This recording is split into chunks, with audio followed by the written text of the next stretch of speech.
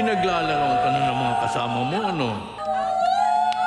Walang tutulong sa'yo dito. Pinabayaan ka na ng mga kakampi mo. Kung nangyayari man yun sa nanay mo, karma niya yung sa lahat ng mga kasalanan niya. Hindi ko matatanggap na nagsasaya kayo habang nagdurugo sa mami ko. If you think that she deserves this treatment, siguro, mas deserve ninyo lahat ng hirap na dinadanas niya ngayon. Pag nakita ito ng lolo mo, baka magising.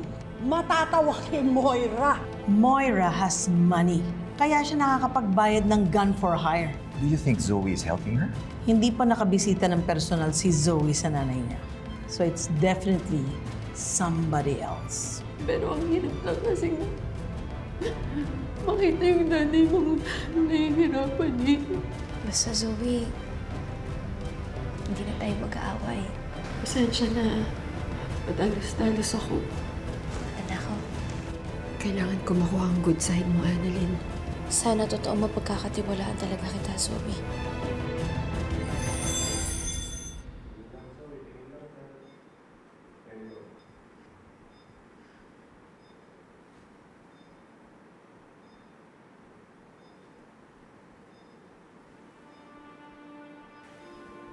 Swerte mo, no? Kahit parte ka ng krimen, malaya ka pa rin. Naka-aircon ka pa. Malambot pa yung kama mo.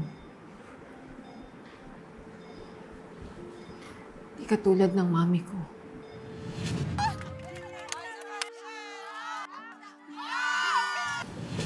Kahit malaya ako,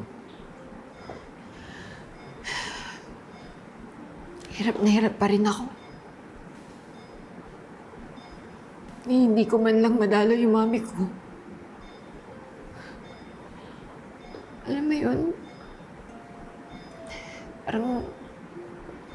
Parang pinaparusahan na rin ako.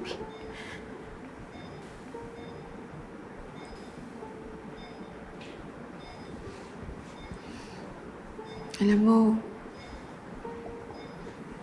niligtas kita. Kaya, pagkatapos ito, malaya ka na. Wala ka nang dapat isipin. Pwede ka maging masaya.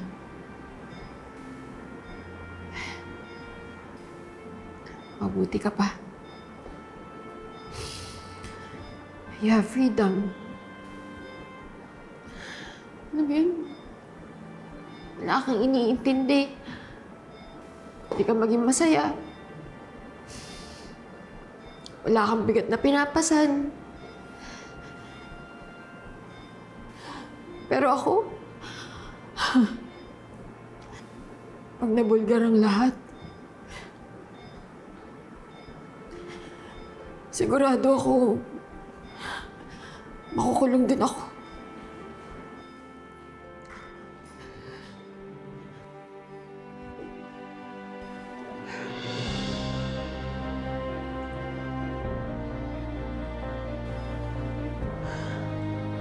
Dax?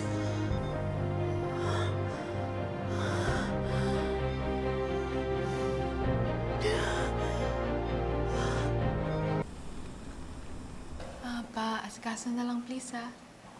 Sige, thank you. Kasi nahanap na ng pasyente.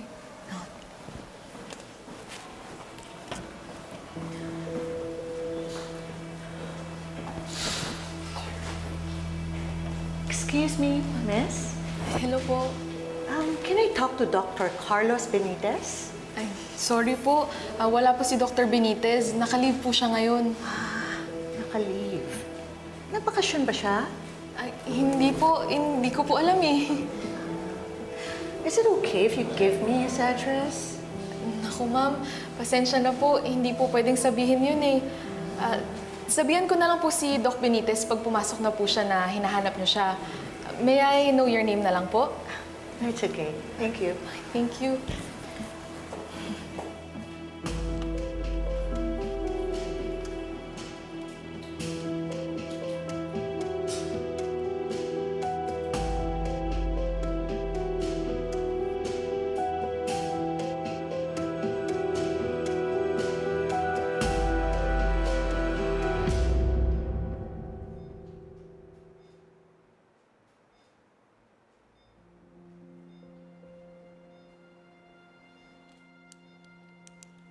Raise both your hands.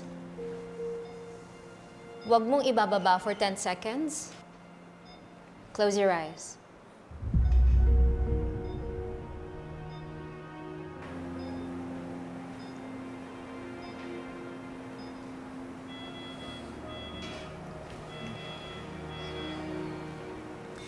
Pupils isochoric. There's still some motor weaknesses and still aphasic. Hindi pa rin siya nakakapagsalita, but he is improving. Okay. Thank you, Doc. Pwede na rin natin siya ilipat sa regular room after our examination. Doc Tanyag, ipagawa mo na rin yung ibang lab test na i-request ni Doc Ray. We will still continue with the medical decompression, low-dose steroids, and painkiller via IV. Doc Tanyag?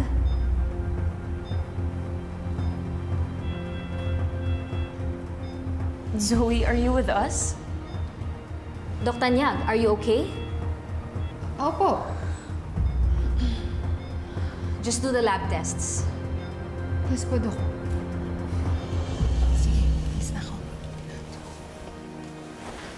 Ay, Doc Annalyn. At, Good afternoon po. Yes, Nurse Lacey.